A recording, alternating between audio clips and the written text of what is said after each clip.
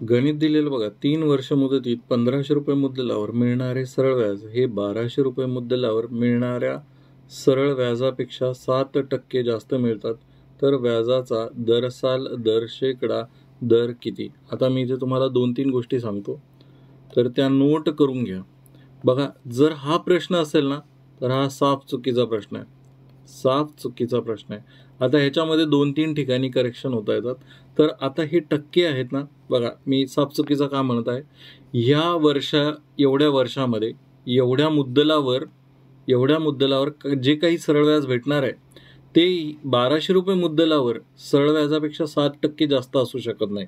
पहिली गोष्ट, 7% जास्त असू शकत नाही. त्याचं कारण मी थोड्या वेळात एक्सप्लेन करतो. ठीक आहे.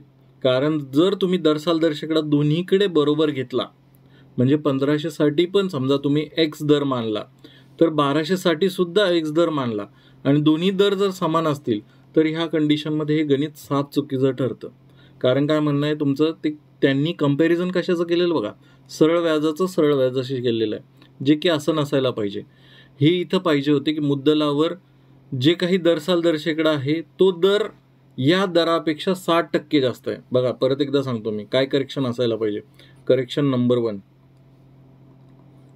नंबर वन काय पाहिजे की 3 वर्ष मुदतीत सेम ₹1500 मुद्दलावर जो काही दर आहे त्याच्यापेक्षा, जो काही दराने हे जी मुद्दल देणार आहे त्याच्यापेक्षा इथला दर काय पाहिजे, 7% जास्त पाहिजे. कोणता, 1200 वाला. त्या कंडिशनमध्ये हे गणित सोडवू शकतो आपण. ठीक आहे. एक कंडिशन की 1200 मुद्दलीवर 7% अधिक दराने तो देत आहे. मग तुम्ही एकतर विचारू शकता की 1500 मुद्दलीवर दरसाल दर शेकडा काय होता, किंवा 1200 मुद्दलीवर दरसाल दर शेकडा काय होता. इथे 2 प्रश्न तयार होतात. ठीक आहे. दुसरं करेक्शन सांगतो मी इथे जर 7% नसून समजा इथे ₹72 असले असते. बघा, इथे मी काय सांगितलं, इथे टक्केवारी न घेता ₹72 घेतले. दुसरं करेक्शन काय की इथे टक्के न घेता, 7% न घेता आपण ₹72 अधिक घेतलं तर हे गणित सुटू शकतं. कसं, जे मिळणारं सरळ व्याज आहे हे ह्या मुद्दलीवरती 1500 मुद्दलीवरती जे काही सरळ व्याज मिळणार आहे ते ₹1200 मुद्दलीवर पेक्षा हे किती जास्त आहे, तर ₹72 जर जास्त मिळत असेल तर व्याजाचा दरसाल दर शेकडा किती, हे एक बरोबर निघू शकतं. अजून एक गोष्ट आहे, करेक्शन म्हणू शकत नाही. तुम्ही जर इथं दिलं असेल की मुद्दलावर मिळणाऱ्या सरळ व्याजापेक्षा, बघा 7% नाही, हे जर 25% अधिक आहे, 25% अधिक आहे. ठीक आहे. इथे काय दिलेलं असतं बघा, परत एकदा सांगतोय मी, सेम गणित 7%पेक्षा डायरेक्टच 25% अधिक. 7ला मी फक्त 25% गेलं, 7च्या ऐवजी मी 25% जास्त मिळतात असं लिहिलं तर गणित हे करेक्ट होऊ शकतं. आणि त्याचं कारण, हे चुकीचं म्हणण्याचं कारण हेच आहे. आणि थोड्या वेळात मी एक्सप्लेन पण करतो. बघा, पहिले तर ट्रिक ब्रिक काही नाही याला, जे काही तो फॉर्म्युलाच आहे आणि फॉर्म्युलानेच तुम्हाला सगळ्या गोष्टी आणि कन्सेप्ट मी एक्सप्लेन करतो. बघा, फॉर्म्युला काय आहे, सर्वात प्रथम फॉर्म्युला काय आहे, सरळ व्याज बरोबर काय, मुद्दल ज्याला आपण काय म्हणतो इंग्लिशमध्ये प्रिन्सिपल, गुणिला मुदत म्हणजे किती वर्ष किती वेळासाठी दिलं, गुणिला दर भागिला 100. ह्या जर 3 गोष्टी एकमेकांना गुणल्या, भागिला 100 केलं तर आपल्याला काय भेटतं, सरळ व्याज भेटतं. मग ह्याने जे सरळ व्याज भेटणार आहे, समजा मी लिहितो की इथे सुरुवातीला दर काय असेल तुमचा की एक्स माना. जर इथे एक्स दर मानला मी, तर ₹1500 मुद्दलीवर 3 वर्षासाठी एक्स दराने जे काही सरळ व्याज भेटेल, पहिले तर ह्याचं कम्पेअर करून घेऊ की ते ₹1200 मुद्दलीवरती जर सेम दर ठेवायचा असेल, दर ठेवला आपण, तर तो किती येतो बघा, 3 गुणिला एक्स, कारण की मुदत सेम आहे, भागिला 100. मग आता इथे बघा, हे 2 शून्य कटले, हे 2 शून्य कटले, हे 2 शून्य कटले, हे 2 शून्य कटले, इथला 3 गेला, इथे राहिले 15x आणि इकडे राहिले 12x. म्हणजे ही जी काही रक्कम असणार आहे, ही जे काही सरळ व्याज येणार आहे, हे जे काही, आता ह्याच्यातून काय भेटणार आहे तुम्हाला, या साईडला सरळ व्याज भेटेल, या साईडला सुद्धा सरळ व्याज भेटेल, किंवा इथे किती येईल, या दोघांचा गुणाकार केला तर हा 45x येतो, म्हणजे हे तुमचं सरळ व्याज झालं. आणि इकडच्या कंडिशनमध्ये 12×36 एवढं सरळ व्याज येतं. पण अजून जर तुम्ही त्याला सिम्प्लिफाय केलं तर हे किती येतं, याला म्हणू शकता तुम्ही 5x आणि याला म्हणू शकता 4x. मग इथलं सरळ व्याज, किंवा तुम्ही इथे पण बघा, हा सरळ व्याजाचा जर मी सिम्प्लिफाय केलं तर हा 4 येईल आणि हा किती येणार आहे, 5 येणार आहे. मग तुम्ही काय म्हणाल की याचं गुणोत्तर नेहमी 4/5 राहणार आहे. ह्या अमाऊंटवरती, ह्या मुद्दलीवरती आणि ह्या मुद्दलीवरती समान दर आणि समान मुदत जर असतील तर यांचं गुणोत्तर हे नेहमी 4/5 असेल, कारण की तेवढीच तुमची मुद्दल आहे. मुद्दलाचं गुणोत्तर इन शॉर्ट हे 1500/1200 जर केलं तर हे काय येणार आहे, 5/4.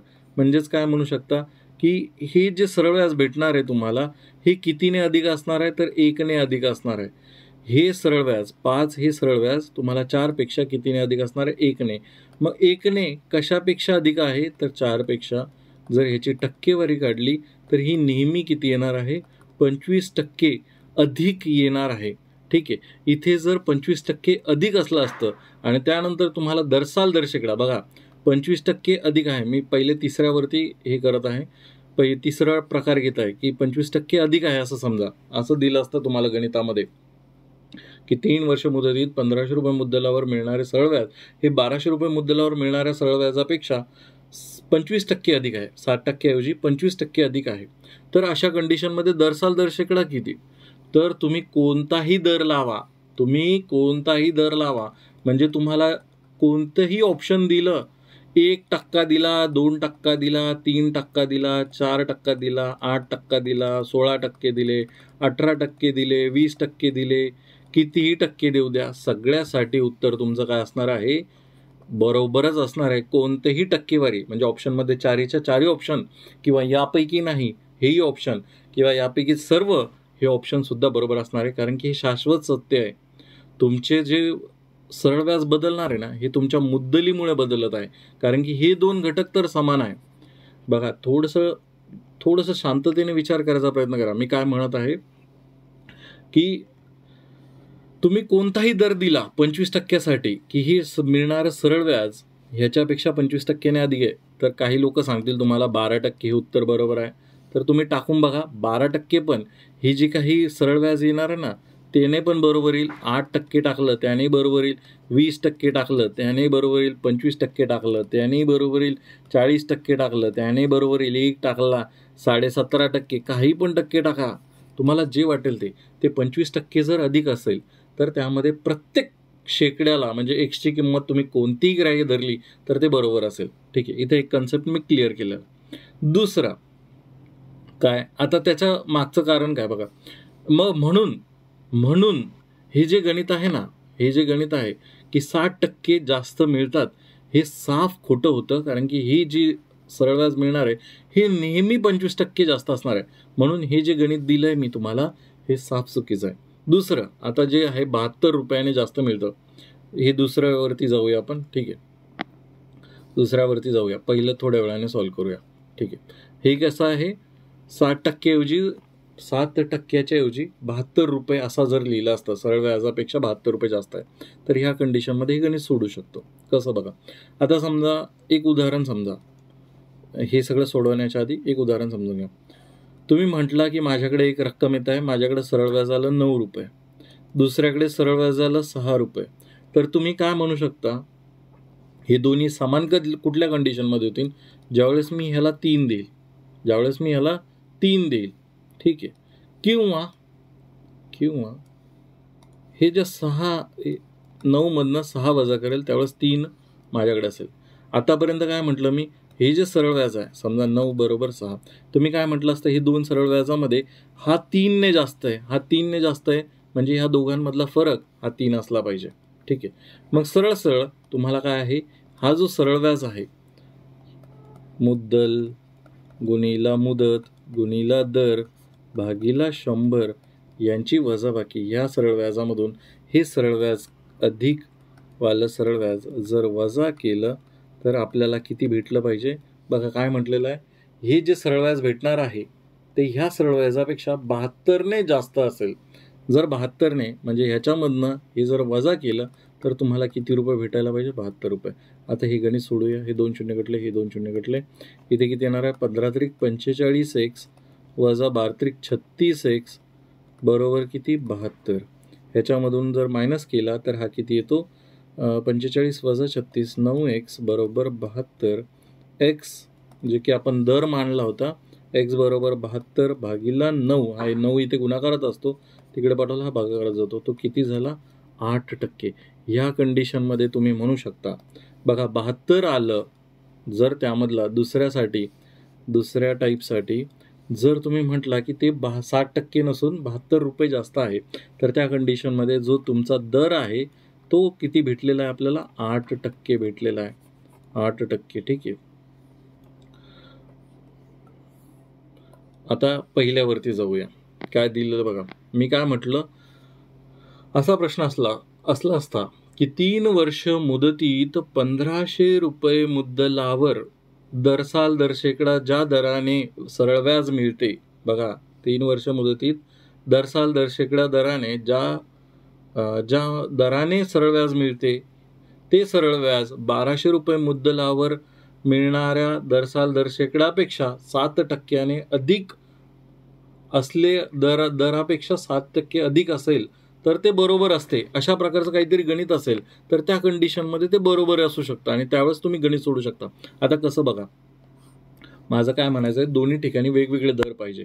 1500 वरती एक दर, 1500 अमाऊंट जी दिलेली आहे समजा ती मी एक्स दराने दिली, तर तुम्ही काय म्हणाल की 1200चा दर हा कितीने जास्त असला पाहिजे? तर त्याच्यापेक्षा 7%ने जास्त असला पाहिजे. तर त्या कंडिशनमध्ये आपण गणित सोडू शकतो. म्हणजे ते जे मिळणार सरळ व्याज हे दोन्ही समान झाले पाहिजे. मग आपल्याजवळ फॉर्म्युला आहे 1500 मुद्दल गुणिला मुदत 3 वर्ष गुणिला x याचा दर भागिला 100 बरोबर 1200 गुणिला 3 गुणिला हा काय तुमचा दर आहे x अधिक 7 भागिला 100. हे 2 शून्य कटले, हे 2 शून्य कटले, हे 2 शून्य कटले, हे 2 शून्य कटले. हा 3 कटला, हा 3 कटला. इथे जर भाग दिला तर इथे किती येणार आहे? 15x बरोबर तिकडे येतं 12 गुणिला x म्हणजे 12x अधिक 12×7=84. हा 12x इकडून काढला तिकडे पाठवला, हा वजामध्ये जाईल. मग इथे किती राहील? 3x बरोबर 84. मग x बरोबर हा 3 इथे गुणाकारात आहे तिकडे पाठवला, हा भागाकारात जातो. 3 1 3, 3 2 6, खाली उरले 2, 3 8 24, 28%. कोणासाठी? तर हा आहे याच्यासाठी 1500 साठी जर दर विचारला तर तो 28% आला असता आणि 1200 साठी विचारला असता तर 28 + 7 किती दर आला असता? 35% एवढा दर आला असता. आता थोड्या तरी गोष्टी तुमच्या समजत असतील तर कृपया करून लाईक करा, कारण की जसं तुम्हाला गणित सुटल्यावर आनंद मिळतात तसा एक शिक्षकाला तुमच्या लाईक आणि हाईपने खूप जास्त आनंद मिळत असतो. तर मी तुमच्या गिव्ह अँड टेक रिलेशनशिपमध्ये येऊया आपण. मी तुमच्यासाठी गणित घेऊन येतो, तुम्ही माझ्यासाठी एक लाईक तर घेऊनच येऊ शकता. इतना भी जालिम मत बनो कि मेहनत करने वालों को बुरा लग जाए. चला, तुमचे जर काही गणित असतील मला पाठवायचे असेल तर आपला टेलिग्राम ग्रुपचा QR कोड आहे, यावरती तुम्ही तुमचे प्रश्न मला बिंदास पाठवू शकता. आपण नाम मात्र फीस 59 रुपयामध्ये ते मंथली मेंबरशिप चालू केलेली आहे. या मंथली मेंबरशिपमध्ये अनलिमिटेड टाईम तुम्ही कोणताही व्हिडिओ किती वेळेस बघू शकता आणि विशेष म्हणजे एकाच महिन्यात म्हणजे 59 रुपयात तुम्ही माझा कोर्स संपवू शकता. पुढच्या महिन्यासाठी परत 59 रुपये पे करावे लागतील. त्यामध्ये कोणते कोणते व्हिडिओज आहेत ते बघण्यासाठी हा QR कोड स्कॅन करा. आपलं एक व्हॉट्सअप चॅनलसुद्धा आहे, त्याला कनेक्ट होण्यासाठी तुम्ही राईट साईडचा QR कोड स्कॅन करू शकता. धन्यवाद.